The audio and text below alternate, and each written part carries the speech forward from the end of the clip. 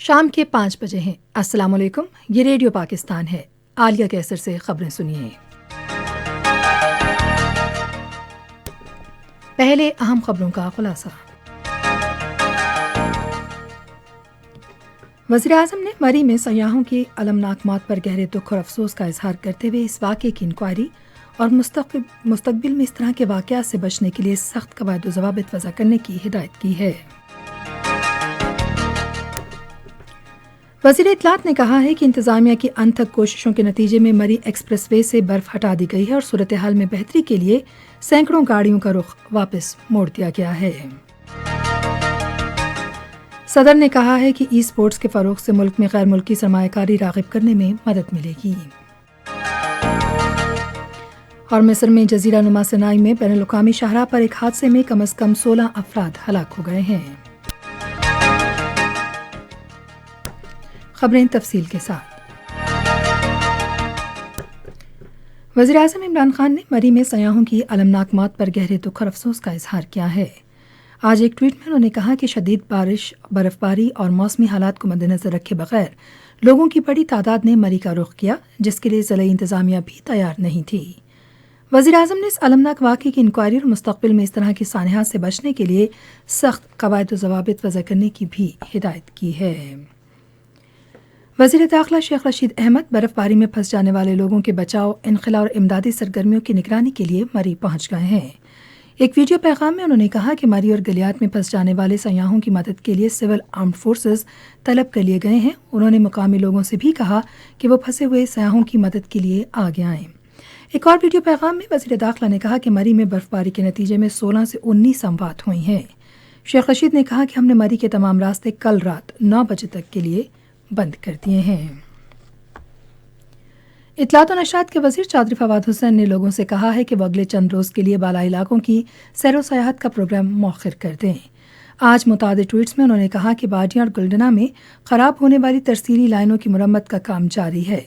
وزیر اطلاعات نے مری کے اسسٹنٹ کمشنر کا حوالہ دیتے ہوئے کہا کہ انتظامیہ کی انتھک کوششوں کے نتیجے میں مری ایکسپریس وے سے برف ہٹا دی گئی ہے اور مری سے سینکڑوں گاڑیوں کا رخ واپس موڑ دیا گیا ہے۔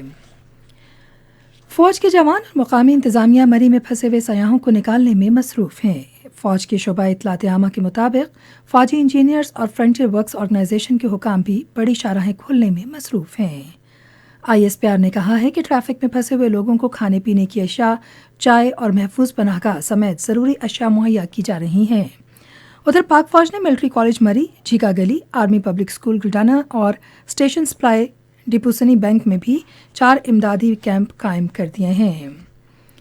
ادھر پنجاب کی حکومت نے مری میں شدید برف باری کے باعث پیدا ہونے والی صورتحال کے پیش نظر اسے آفت زدہ علاقہ قرار دیا ہے۔ ایک بیان میں پنجاب کے وزیر اعلیٰ سردار عثمان بزدار نے مری میں برف باری میں پھنس جانے والے لوگوں کو بچانے کے لیے امدادی کارروائیاں تیز کرنے کی ہدایت کی ہے۔ صدر ڈاکٹر عارف الوی نے کہا ہے کہ ای اسپورٹس کو فروغ دینے سے ملک میں غیر ملکی سرمایہ کاری راغب کرنے میں مدد ملے گی۔ آج اسلام آباد میں ای اسپورٹس ٹورنامنٹ کی افتتاحی تقریب میں ایک آن لائن پیغام میں انہوں نے اس بات پر اطمینان کا اظہار کیا کہ خصوصی ٹیکنالوجی زونز میں سرمایہ کاری ہو رہی ہے، جس میں تیزی سے ترقی کرنے والی ویڈیو گیمز کی صنعت شامل ہے۔ صدر نے واضح کیا کہ پاکستان میں سافٹ ویئر اور ای اسپورٹس کی ترقی کی وسیع گنجائش موجود ہے۔ قازقستان میں صدر نے قومی سلامتی کو لاحق خطرے کے خاتمے اور قازقستان کے شہریوں کی زندگیاں اور املاک محفوظ بنانے کے لیے انسداد دہشت گردی کی ایک کارروائی کا حکم دیا ہے۔ انہوں نے ایک بیان میں کہا کہ آئین کے مطابق امن و امان بحال کرنے کے لیے سیکیورٹی فورسز کی جانب سے بڑے پیمانے پر اور نہایت مربوط طریقے سے کام کیا جا رہا ہے۔ ادھر وزارت خارجہ نے ایک بیان میں کہا کہ وہ قازقستان میں پاکستانی سفارت خانے سے قریبی رابطے میں ہیں تاکہ موجودہ صورتحال میں وہاں رہائش پذیر پاکستانی برادری کو تمام ممکنہ امداد فراہم کی جا سکے۔ سفارت خانے کے مطابق قازقستان میں موجود تمام پاکستانی محفوظ ہیں۔ پاکستانی سفارت خانے نے نور سلطان اور الماطی میں امدادی ڈیسک قائم کیے تاکہ پاکستانیوں کو ضرورت کے وقت مدد اور اعانت فراہم کی جا سکے۔ اور آج مصر کے شمالی مشرقی علاقے جزیرہ نما سینائی میں بین الاقوامی شاہراہ پر بس کے حادثے میں کم از کم 16 افراد ہلاک اور 18 زخمی ہو گئے ہیں۔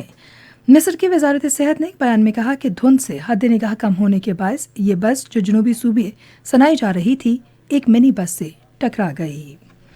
اسی کے ساتھ خبریں ختم ہوئیں. مزید خبروں اور تجزیوں کے لیے آئیے ہماری ویب سائٹ پر پتہ ہے radio.gov.pk اور فیس بک کے link radio Pakistan news official پر براہ راست ویڈیو سٹریمنگ بھی آپ ملاحظہ کر سکتے ہیں.